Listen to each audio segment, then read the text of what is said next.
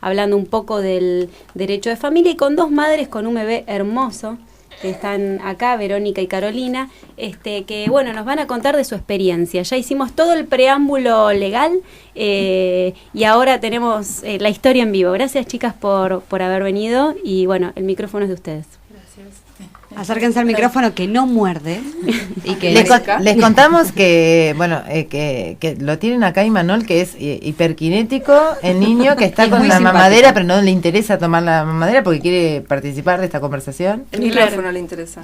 Pararse y es el primer hijo de esta pareja que son ustedes dos. Sí, es nuestro primer hijo. Sí, primero, está bien. ¿Y cómo fue? ¿Cómo fue esta? Debe haber sido bastante difícil, ¿no? Llegar a la instancia de ser mamás. De ser mamás, por un lado, y... Fue un embarazo de más o menos 7 años. Bueno, recién, chicas, decíamos, cuando hablábamos en el bloque anterior, esta cuestión de que quizás el marco legal le dio la posibilidad de tener ganas a aquellas parejas que antes el marco legal no se lo permitía, de tener un hijo. ¿Cómo fue el recorrido? Que bueno, vos decís que fueron 7 años. El recorrido en el momento en que ustedes deciden tener un hijo. Mira, en realidad fue algo muy primario. Fue a través de un sueño.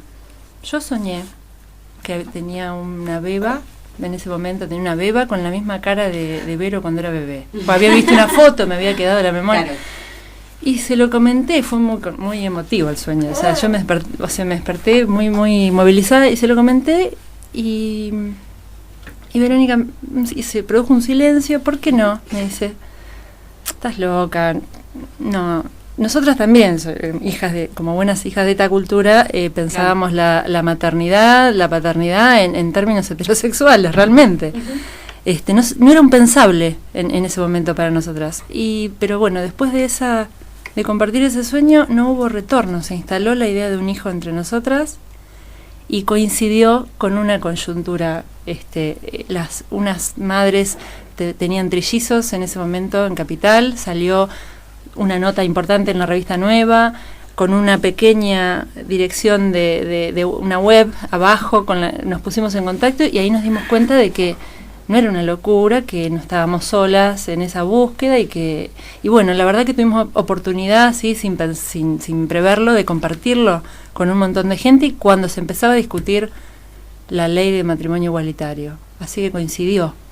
Ustedes, chicas, hasta en ese momento no estaban casadas, hoy sí están casadas. No estábamos casadas. Ustedes también ahí tuvieron todo un recorrido. Cuando se instaló la idea de hijo, claro, ahí pensamos empezamos a pensar a ver cuáles eran las herramientas que existían para plantear la posibilidad del casamiento. Pensamos en el casamiento a partir de la idea de tener un hijo.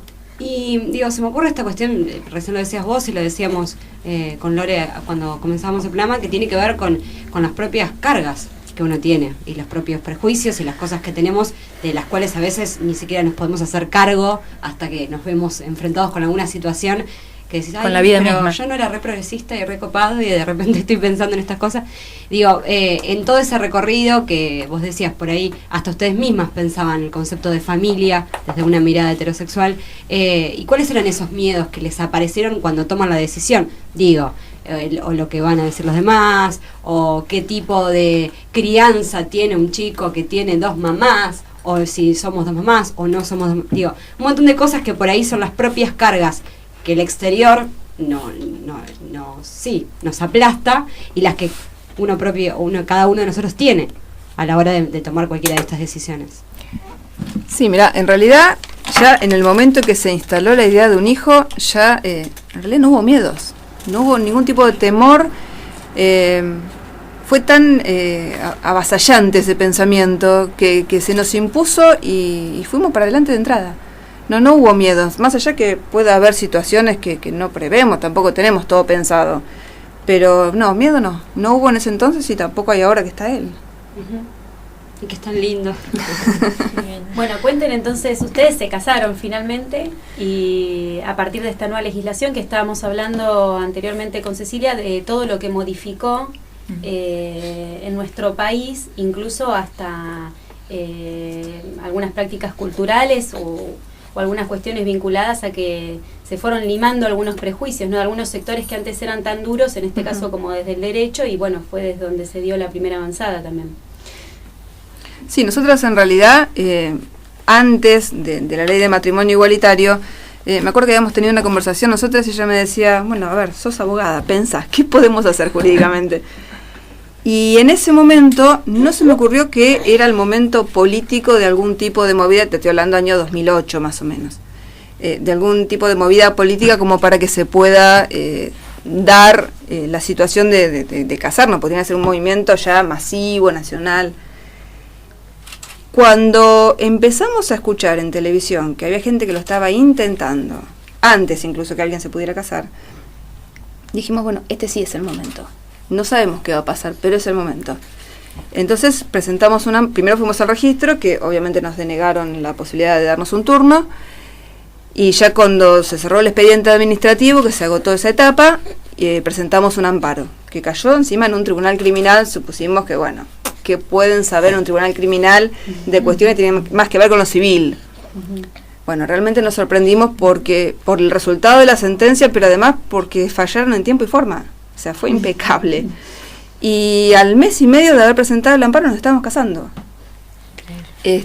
Así que fue, bueno, realmente nos sorprendió. ¿En qué año me dijiste? Yo te 2010. Antes de la ley. Antes de la ley, sí, sí. Ah, Yo bueno, te quiero o sea, preguntar- tenemos una primicia acá. Claro, yo le quiero preguntar a Cecilia, vos Sí. esto ¿hubo muchos casos así? No, ellas fueron el primer caso y la sentencia del juzgado correccional es increíble. Digo, una de las cosas, yo por supuesto como abogada seguía el caso de ellas, porque fue como el caso, el único caso acá en La Plata, el primero. La Plata en provincia. En provincia de Buenos Aires. Pero nosotros cuando analizábamos políticamente o estructuralmente la sentencia, decíamos, bueno, ¿cómo se nota que fuera de la justicia de familia están como más libres de un montón de preconceptos y prejuicios que les impidió, que les permitió dictar un fallo conforme a derecho? Sí. Digo, sin preconceptos, sin cuestiones que tengan que ver con la heteronormalidad, ni nada de eso. Fue un fallo que tiene que ver con un fallo ajustado de derecho. Sí. Y eso me parece que tuvo que ver con que no era la justicia de familia. Sí, estoy de acuerdo. Entonces, perdóname, porque vos hace un rato habíamos hablado de que el derecho de familia salía del derecho convencional y acartonado, pero en esta estuvo bueno que estuviera fuera. Sí. El tema es que... Estoy de el acuerdo. tema es que Estoy de acuerdo. El tema es que el derecho de familia, sí, claro que el derecho de familia, porque el derecho de familia regula lo que pasa en la realidad. Ahora, la aplicación del derecho de familia está relacionado con estructuras Claro. centenarias, compuestas por jueces que hace muchísimo que son jueces y por estructuras que están muy ligadas a lo conservador. Digo, la aplicación en el caso concreto del derecho de familia no pasa por la realidad. Pasa por el juez que en ese momento interprete la norma. Y en general son estructuras que son bastante arcaicas. Sí, sin duda. Sí, no sé, arcaicas, pero además universalizantes. Se Sí. piensa la familia en singular, la familia, Exacto. mamá, papá, nena, nene. Sí. Ese es el cristal desde donde se hacen las evaluaciones, por ejemplo, para las parejas que quieren adoptar, o se plantea la tenencia de los hijos en familia, en los divorcios, o se plantea el contacto, se plantea el contacto o se evita el contacto paterno, materno, filial. En esos términos, en términos de género muchas veces, en términos de heteronorma. Y la verdad que, bueno, a mí me toca trabajar en un juzgado de familia. Porque le contamos a sí. la audiencia que vos sos psicóloga. Yo soy psicóloga, sí, y trabajo y trabajás en un juzgado de familia y como perito. Claro, y todo el tiempo estás viendo esta realidad. Estoy Y encontrándome analizan. todos los días con el abanico de estructuras familiares diversas que hay, que es muchísimo. Cada vez más casos, por ejemplo, de hombres solos que se anotan para adoptar.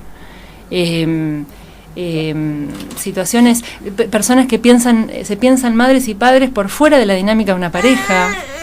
La diversidad es la regla, más o menos. Entonces, pensar desde un criterio universalizante es una encerrona conceptual, digamos. Y bueno, en general termina redundando en prácticas violentas, ¿no? De exclusión, excluyendo. Sí, está bueno además que sea psicóloga, porque uno de los argumentos de oposición al matrimonio igualitario y a que las familias homoparentales pudieran adoptar era el daño psicológico que se le puede producir a ese niño. Sí, mira, puso una cara, yo voy a contar, vos una cara particular. Sí, no la conozco mucho a Carolina, pero no me gustó la cara que puso. Está bueno, está bueno ir pensando sobre la marcha. Nosotras realmente no hemos podido prever demasiadas cosas y fuimos metamorfoseándonos a medida que íbamos viviendo esta situación y lo que nos queda, ¿no? Pero primero, las nominaciones es importante pensarlas. Por ejemplo, hablar de homoparentalidad es asociar la elección sexual a la paternidad o a la maternidad. Yo prefiero hablar de parejas comaternales, familias comaternales, copaternales, no asociar la elección sexual, porque justamente en la pregunta está la respuesta después. No es pertinente tal vez la pregunta a esta altura, digamos, de las discusiones, si creo yo, ¿no? A mi humilde entender, si una pareja homosexual puede criar hijos o no. La verdad que no asocio naturalmente la elección sexual a la paternidad. Entonces esa pregunta en esa posición no cabería, ¿no? Lo que pasa es que por ahí tendremos que pensar qué es maternar o paternar. Claro, Me parece que si empezamos a preguntar eso, por ahí vamos por otros caminos. Y por ahí no llegamos a esta definición clásica que estaba instalada hasta hace muy poco, ¿no? Y que yo creo que igual, por más que haya ley y que haya casos, igual se sigue viendo raro. Se sigue viendo raro. Se sigue viendo la raro. Cultura, es decir, sí, en realidad vos quedás re mal si no decís, che, qué bárbaro, conocí a dos flacas gay que tienen un nene, y hacerte la canchera, socialmente, quedás mal si no lo decís. Ahora podríamos decir, hablando mal y pronto, que garpa. Claro, eso es lo que quería decir. Eso, decir, yo tengo una amiga gay. Clásico, sí. Esa cuestión de si soy recopado, yo soy recopado porque tengo una amiga gay. Sí, conozco dos flacas que tienen un nene buenísimo. Claro, pero es patético. Pero en realidad se sigue pensando de la otra manera, se sigue pensando los roles paternos y maternos. Hay que preguntarse cuáles son los roles paternos y maternos. Claro. ¿Cuál sería un rol paterno para vos y cuál sería un rol materno? Ponele, tirame una. Esa es una pregunta que nos hacemos todos los días en el juzgado, porque el asesor de menores nos piden evaluación de rol materno, ¿Qué es un rol paterno. materno? A ver, empecemos por la madre. Bueno, a ver, el rol materno no es una cosa que se tiene, una bolsita acá colgada que se tiene atrás de la nuca y uno la lleva puesta como un objeto que se tiene. Tampoco es una característica personal. Podríamos, a ver, una palabra más que más se aproxima, podríamos decir, es una función. Es una función, digamos, que es a encarnar por alguien, por una persona, por otra.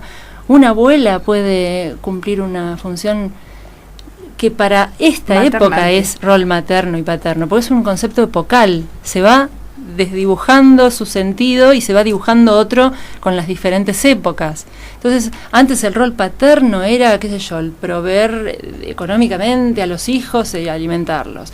Ahora el rol paterno a veces es simplemente hacer lo que puede, o lava la ropa, o trabaja, o se turnan las parejas, digo, ¿no? Entonces, creo que tiene que ver con el cuidado, con lo amoroso que uno puede ser con la generación siguiente. La diferencia no debería hacerse tanto hincapié en la diferencia sexual o de elección sexual, sino en la diferencia generacional.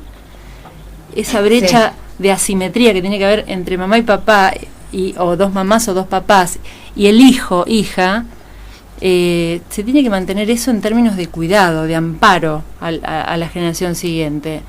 No, después con su de alguna manera hay, como para salir de algún lugar, ponerle un lugar de largada a la carrera esta, de saber hacia dónde vamos. Hay un punto de partida y que tiene que ver con un concepto biológico, es decir, los niños nacen y tienen que ser nutridos y cuidados.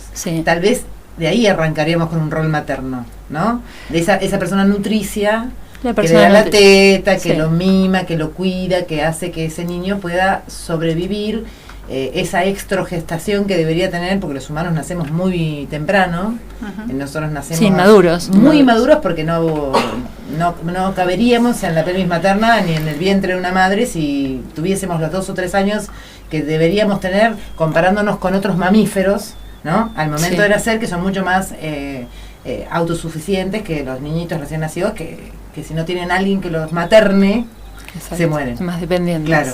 Entonces capaz que desde ahí arrancamos como para decir algo y arrancar y empezar a debatir, porque me parece que es una deuda, Sí. además de las leyes, y que por suerte las leyes están. Me parece que ahora están las leyes antes que el concepto social de esto. Que Sí. como que lo que tenemos que elaborar, porque las leyes las tenemos. Ahora la Lo ley tenemos está que y elaborar falta el más cambio cultural. al Y cambio sí, cultural. y la interdisciplina también, ¿no? Claro. Que no sea solo una cuestión desde lo legal, sino que se Ni trabaje hablar. también desde, por eso yo decía, no desde el campo psicológico, Bueno. desde el campo del trabajo social, que las demás disciplinas también se metan a opinar y a ponerle el cuerpo, porque si no, digamos, es una norma, la norma legal no sale un repollo tampoco, ¿no? Viene Sí. a darle legalidad a un tipo de situación, otras veces viene a imponer. En este caso yo creo que obviamente viene a darle un manto de legalidad a una situación que ya sucedía. Después, bueno, tenemos toda una cuestión cultural, ¿no? Que hay que trabajar y desde otros órdenes, y yo esa pregunta te la hacía, yo sé que era incómoda, pero porque no es lo que yo crea, sino porque justamente es lo que polula hoy, que coincido que tiene que ver con una cuestión generacional, porque estamos en una generación bisagra además. Estamos entre lo Transición. tradicional y lo antiguo, donde todo el mundo se movía hace 200 años, y algo nuevo, donde no se sabe, y ahí es donde obviamente aparecen los abroquelamientos y esta cuestión de no me gusta lo nuevo, no quiero saber Sí, nada, el temor, digamos. y entonces lo ataco, ¿no? Ujú. Cecilia, tenías un comentario. Sí, en realidad me había quedado con esto de la opinión. En realidad lo que hay que reducir son las opiniones. Básicamente los obstáculos que se planteaban como para el ejercicio de la patria potestad por parte de dos mamás tenían que ver con opiniones, que no tenían sustento en ninguna experiencia científica, en ningún estudio. Hoy los nenes están creciendo, crecen bárbaro y tienen las complejidades que tienen cualquier familia. Todas las familias tienen complejidades, y lo que hay que reducir son las opiniones, porque básicamente esto de bueno, si son criados por dos mamás seguramente va a ser gay. Bueno, esto como una cosa Sí, espantosísima mitos. que le puede pasar. Hay mitos. Bueno, Sí. estos son opiniones, digo, o Claro, sí. no va a tener la imagen masculina y se va a vestir de rosa. Y bueno, qué sé yo, bueno, son complejidades que van a ir apareciendo, pero que no tienen que ver con opiniones, son complejidades que tienen que ver con la dinámica de la familia, de todas, me parece. Sí, sí, sí. Les propongo que hagamos una pequeña pausita, nos separamos, Cecilia se despide del programa, la dejamos porque tiene que ir a hacer unas cosas sociales a las... Un evento evento de fin de año, fiesta de de fin de- Jada. ¿de quién? De tu hijada. De mi hijada. Bueno, se tiene que ir, así que la dejamos que se vaya tranquila. Nosotros seguimos acá, en 5 minutos volvemos al aire. Dale, Bueno, ahí vamos. gracias.